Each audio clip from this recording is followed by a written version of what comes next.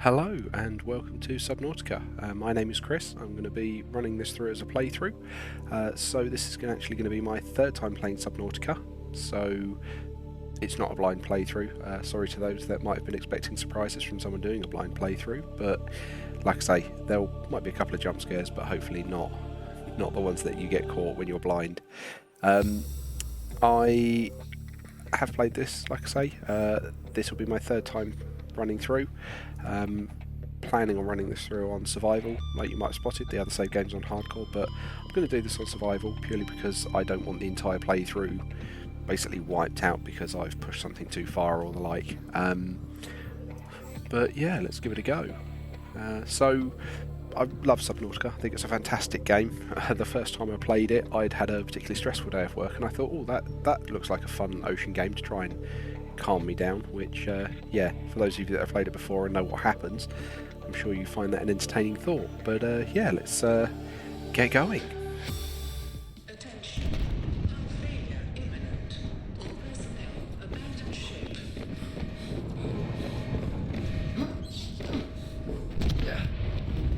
Launch in 3, 2, 1.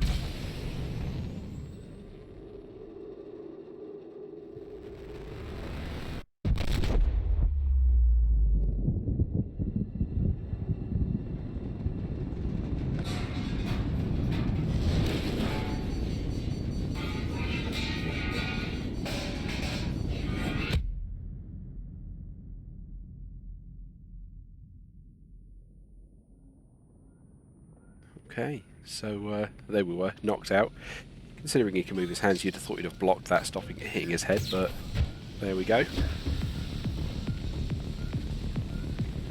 Okay, right, fire extinguisher. I'm always amazed at how quickly you burn through the fuel on that.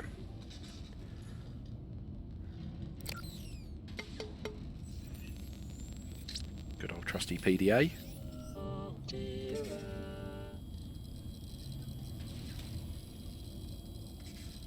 You have suffered minor head trauma. Oh, only minor. This is considered an optimal outcome.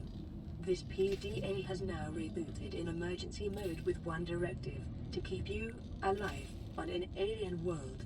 Please refer to the databank for detailed survival advice. Good luck.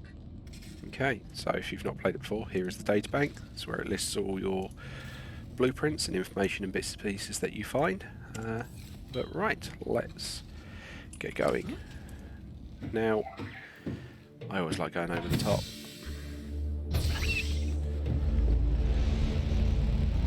There's our crashed ship. The Aurora suffered orbital hull failure. Cause unknown. 0 human life signs detected. Now, part of the reason I like climbing out the top is because you get to dive in the water. Okay, and here we go. Right, now one of the first priorities with this, personally for me, is to try and get the bigger oxygen tank, because you'll notice we've only got a few seconds. Copper is an essential component of all powered equipment. Your probability of survival has just increased to unlikely, but plausible. New creature discovered. We're going to want something to eat and drink. Alien life forms may have unexpected applications. Utilizing alien resources is a proven survival strategy. Oxygen. And this is why I want the bigger tank, because that happens way too often if you don't have an oxygen tank or even the bigger one. Right. We need to keep finding more of these limestone chunks, because we're going to need some titanium. Ah, excellent. Ah, perfect. Scrap. Scrap is great because you can break it down into a load of titanium. Salt I'm not worried about at the moment. Ah, now these things, most people will probably freak away from these things. The brain core is brilliant because it spits out oxygen, so I can stay down here a bit longer. And to keep looking for more and more bits to look at. Right, okay, here we go. This, you want to try and find this early because this has loads of great limestone chunks around it, which gives you the titanium and the copper, and inside you can see all of these lovely quartz crystals. But I can't grab too many because I'm going to need to go and get air. Oxygen. Right, there we go. Right, where is our life pod?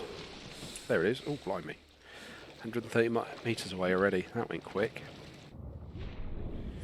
Now, if you've never played Subnautica before, you always start in this area here called the shallows. But the exact spot that you land in the shallows is randomised, so you don't know precisely where you're going to be. So it's not always exactly the same start, but it is roughly the same. Okay, right, fabricator. O2 tank, need more titanium so we can break those scrap metal down.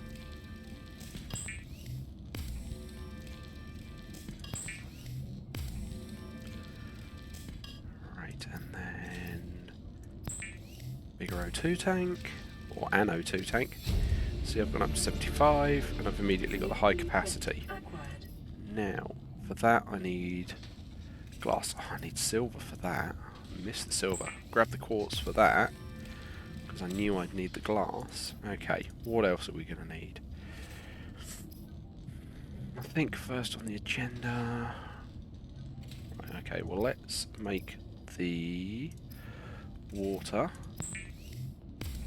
Could do with something to eat, because you can see in the bottom left my food, which is the orange disc, is running down, so let's cook that boomerang we grabbed.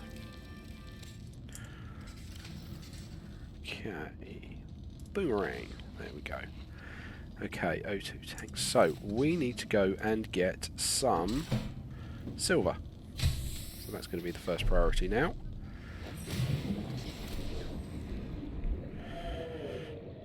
And silver is probably going to be somewhere around here, near this kelp forest.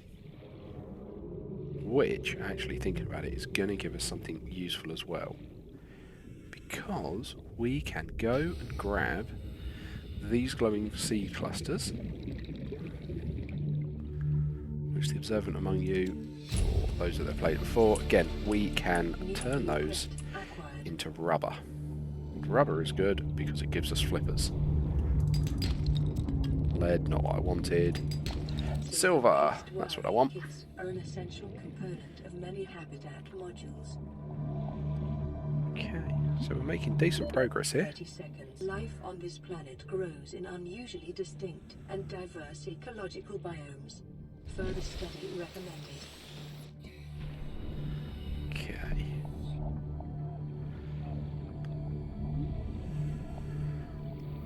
I always forget how when you get later into this, how advanced everything feels, and so when you're back at this point, it's all just like, everything's kind of naff and basic, and we are going to want some silicone rubber for fins, or, you know, for the English amongst us, flippers. Right. Why was the O2 tank missing? Because I need more glass. Oh, I have enough for the more glass. Okay. Right, and then it should just be the O2 tank, which I can whip off my back. High capacity O2 tank. Awesome. Right, okay, that gives us the rebreather, which we don't need quite yet. I don't plan on going that deep. So I think the next step is going to be the repair tool. And that's more just for, you know, usage and getting the radio back online. So we need rubber and cave sulfur. So we've got the rubber. Cave sulfur.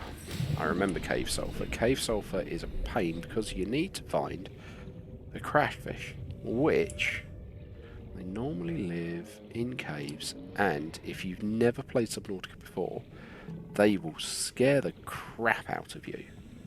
Because they just scream and start charging. And yeah, then they explode. So we need to try and find a couple of crashfish. Because what the crashfish do is they live in little sulfur pockets, and those little sulfur pockets... Detecting sulfur deposits in the local cave systems. There we go. Sulfur is an essential component of the repair tool. And you can see this is why I really wanted to get the high capacity O2 tank, because I've still got more air than, you know, I started with, and I've been down for a little while now. Right, where is the sulfur? Where are you, crash fish?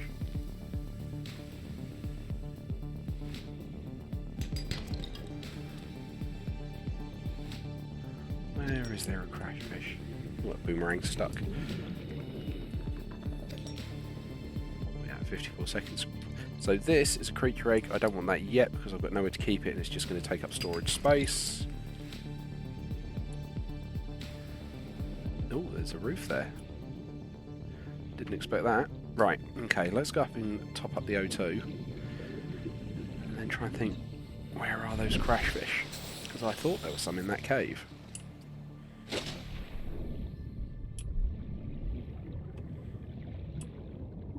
But they're quite distinct when you hear them, because they do properly charge at you. Right, now I've swung through there because I hit it from the side. So it looks like it's beginning to get dark as well. So again, Subnautica has... Aha, that's what I'm looking for. Hello. Go on, go boom, go boom. See, that's going to scare the crap out of you the first time you come across them. Or if you're not expecting it. That's another creature egg. Have we got any more cave sulfur in here?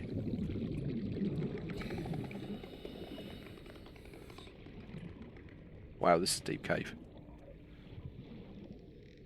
Okay, I kind of want to find my way out now. There we go. Right, nighttime. That'll be why it was significantly darker and trickier to find our way around. Okay, so we've got our sulfur for the cave tool. I'm also going to need some mushrooms to make batteries. And I'm still looking quite hungry. Can I catch a peeper? Which are these big things, or these things with the big glowing eyes. And they make good eating. One of the bits with coming out at night is it is worrying the first time you do it, but fish don't half glow and make it easier to find them, particularly, as you can see with these purple ones, the bladder fish, which we need for water, the peepers with their big glowing eyes.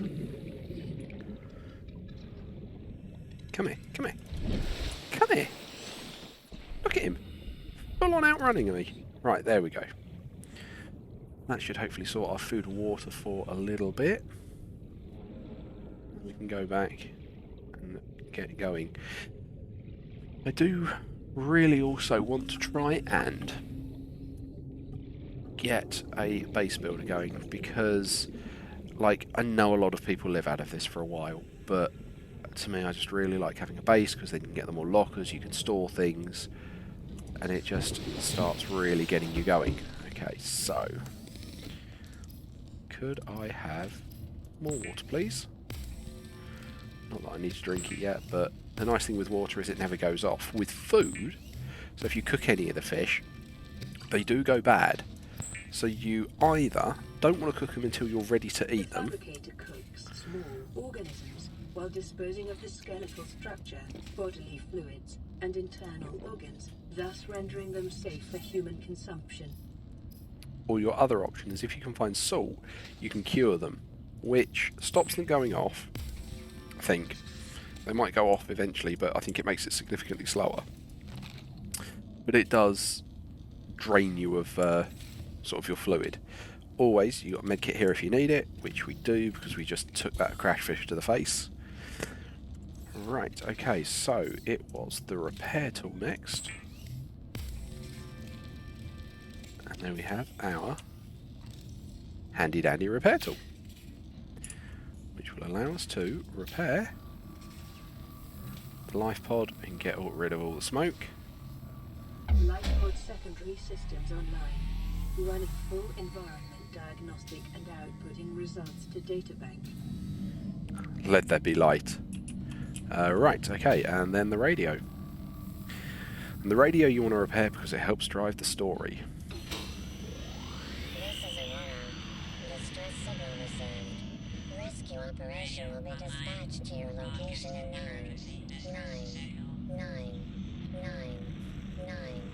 hours. Continue to monitor for emergency transmissions from other life pods. Detecting increased local radiation levels. Trend is consistent with damage to the Aurora's drive core, sustained during planet fall. Okay, see, not that long. We've only got, what was it, 9 hours for recovery. Okay, so made a battery because we're going to want a scanner. The scanner Also can want be used to synthesize blueprints from salvage technology and to record alien biological data. Weapons were removed from standard survival blueprints following the massacre on Abraxas Prime. The knife remains the only exception. Okay, so just getting a chunk of basic tools here. So I've got the scanner, I've got the knife. I'm making the torch because I'm English and they're called torches. Or British. And right, okay. What do I need for... Oh, there we go. Habitat builders. Computer chip, wiring kit and battery. So, we're going to need some coral, we're going to need some gold, we're going to need some silver. So, we can go out with our torch. Right, okay. And we can at least turn it off if we don't need it. So, don't need that. Although, let's start the scanning.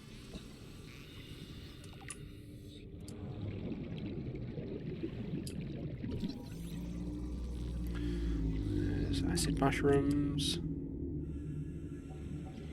There's the peepers. Oh, those things are a pain to get. There we go. Right. So, not those corals I want. It is the small red ones that poke off the sides of cliffs. These ones. Okay.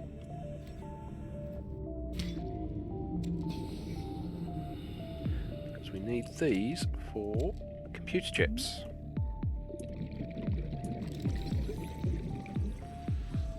I'll just scan them over there. So, chips of gold, copper, coral, and then we're going to need some more silver. That is not the way to the kelp forest.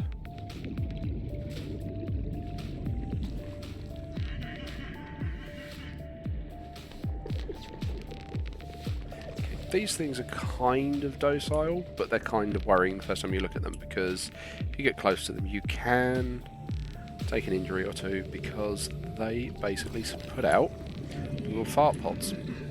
It's the only way to describe them. Those little discs, you might have seen it behind, they turn into those clouds, which will just full on injure you.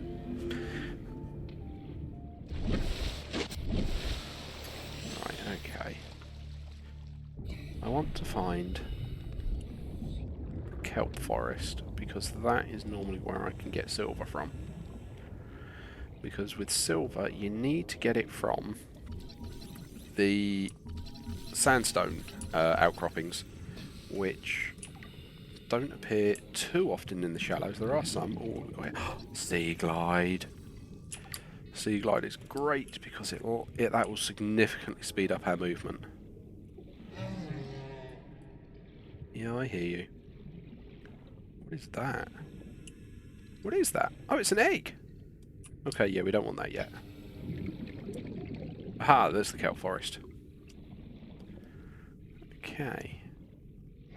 So again, we are on the lookout for... Scan that because it's always handy for reference. We are on the lookout for the sandstone. This is where we're also probably going to get jumped to heart. Awesome. Second sea glide fragment. Creepine.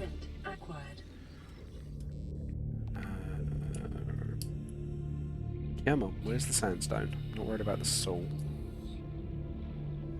Where is the sandstone? See, we were looking for silver earlier and we found one really easily. Or two actually, because we got some lead out of it as well. That's the salt again. Tell you what, later on when we've got our base going, we get a room called the scanner room, which is amazing for just stuff like this, because you can just say, "Ah, I'm looking for this," and it will ping it up and let you know where it is. Yes, yes, yes, yes. Right. Oh, phooey, that was gold. It was silver we really need at the moment, because I think we're holding a couple of gold.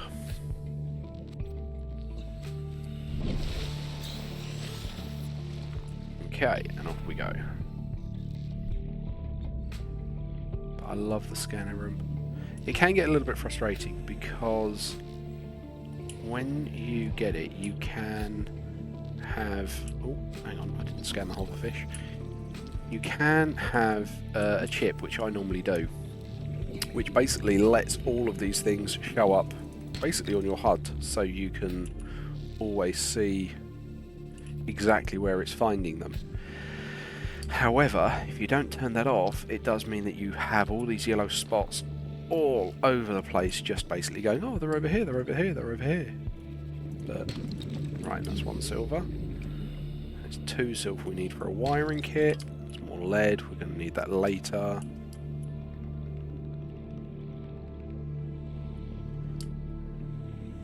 Oh, that's going down the deep end. More creature eggs.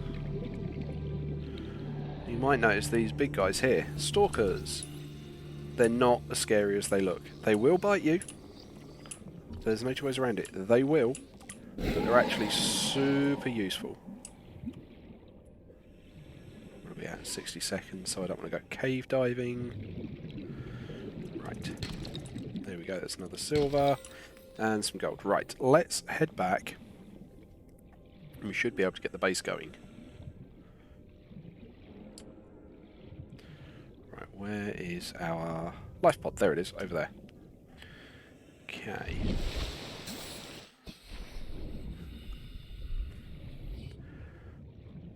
This is what the Sea Glide is for, getting you back and forwards quickly. But again, part of the reason I want a base is because with a base come additional things that will significantly help as time goes on. I don't want to spoil too much because there might be some of you out there that have sort of never played this and this happens to be your first Subnautica video, and if so, welcome, thanks, because yeah, the observant among you might have also noticed this is also my first ever YouTube video, and that kind of came around because I enjoy playing games, and I was watching other YouTubers, particularly sort of during my day job. It's one of those ones I don't need to sort of, I have it on as background noise, you know, sometimes, particularly with the pandemic where everyone's been working from home.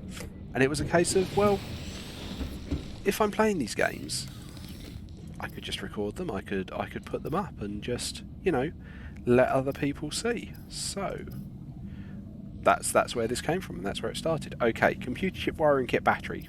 We have got that. There's the wiring kit. For the computer chip, we definitely need copper wire. There's the computer chip. And it was a battery, was the last thing, wasn't it? What do we need for that?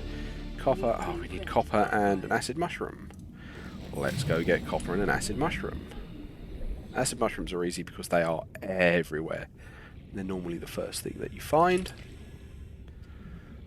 I don't want to overload on them because, you know, I'm never going to run out. They're everywhere. But now we need to try and find some more copper. There's always one thing. There's always one thing you're missing and you wind up just going out and getting more. There we go, copper. Okay, so this should then give us our base building tool.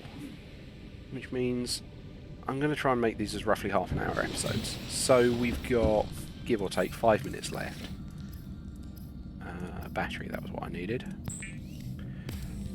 So we might just be able to squeeze in getting a base in the first episode, which would be awesome. Is designed to construct habitats capable of withstanding extreme environmental conditions. Okay, so don't need the fire extinguisher anymore, so I can put the base builder there. And I've got enough for the titanium. I need more copper for the solar panel. So again, let's go find more copper. I really thought that was maybe a sandstone or limestone chunk there. Gotta go and try and find them. Oh, so that icon on the right, you can see, looks like a radio because we have our first radio message. Now, I'm not going to rush that at the moment because I much more want a base going, and the radio is what actually pushes forward a lot of the story in Subnautica, so that you can actually progress and find out what's going on. Awesome, there was our copper. We're going to need that. More titanium, because we're going to need a lot of titanium to build a base. We're going to need copper for multiple solar panels. Okay, right. And then the next question is, where do we build it? So, I don't like doing it in the kelp forest. What I actually like doing is when I can find it. This is the bit I don't have a compass, and I don't remember exactly where it is. And I don't have any other markers at the moment, so it might be a little bit of an amble for the last few minutes. But there is the red grass area, which, oh, it's looking promising. When I find it, it's blindingly obvious why it's called that. Red grass. So, anything in this box? There is. What have we got?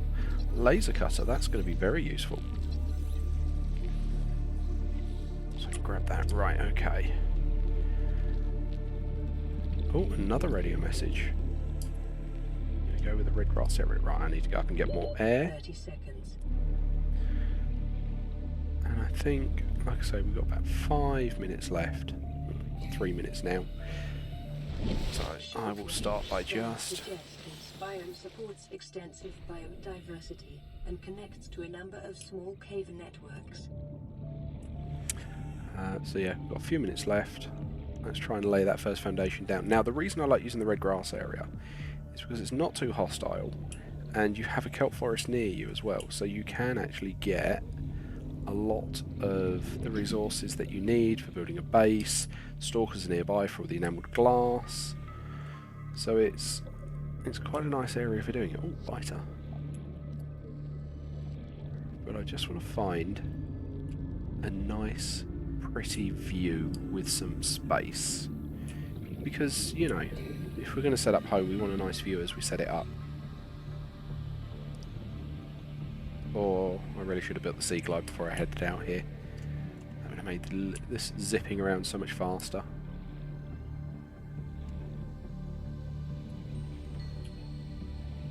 Ooh, what's in the box? What's in the box?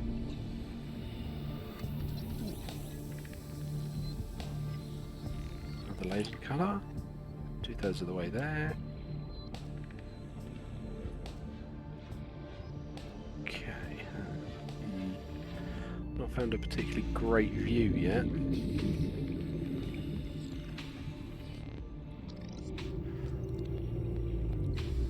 I also don't want to go too deep, because the deeper you go, the less effective the solar panels are. Yeah, I'm not sure this is where I want to set up. Alright, okay, so let's head back to the surface, head back to the life pod, and I'll probably get the sea glide, because that's then going to help trying to find exactly where I want to set up shop, and then we can start doing that next episode. There we go, to the surface. Okay, it's surprising how quickly you get away from things, because who'd have thought that's 1/2 kilometre away, and we're going to swim all of that. But that is how this works, and you know, we've got our nice flippers now, get us there a little bit quicker.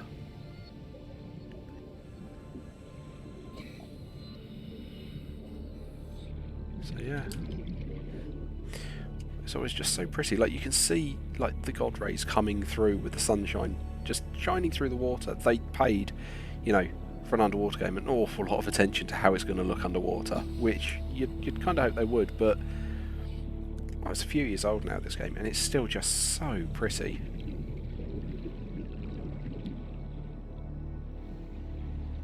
But oh yeah, I'm missing the sea glide. I'm sure those of you that have played this before as well are going, my god, he's going so far without the sea glide. It's taking forever to get around. Yes it is. But, you know, I kind of wanted to focus on getting the oxygen tanks and getting a base going first. I didn't expect to find all the sea glide parts as quickly as I did, because I normally find one of the parts at one of the places we get the radio message from.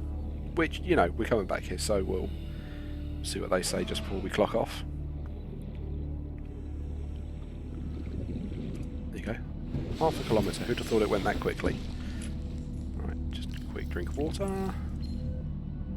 Receiving pre-recorded distress call, laying back. This is LifePod 3, uploading our coordinates. We're plugging some holes in our emergency sea glide, so if we're late for the rendezvous, don't panic. Also, don't go home without us. Seriously. 3 out. Signal location uploaded to PDA. Oh, only the one radio message. I thought that flashed up twice. Okay, so that gives us our voice log there. It gives us our beacons, and you can see we've now got the beacon for LifePod 3, which is all the way over there, which actually is in the direction that I want to go, because I know that's near the red... oh, cool, we got another thing. That's near the red grass area that I want. So I think next episode we'll head in that direction, try and build the sea glide. What am I missing for that? Or is it deployables? There it is. Battery, lubricant, copper wire, we can do that pretty easily. And then we'll head that way and we'll start building our base in that direction. But yeah, that's going to do it for the first episode. So thank you very much for watching, and I'll see you next time.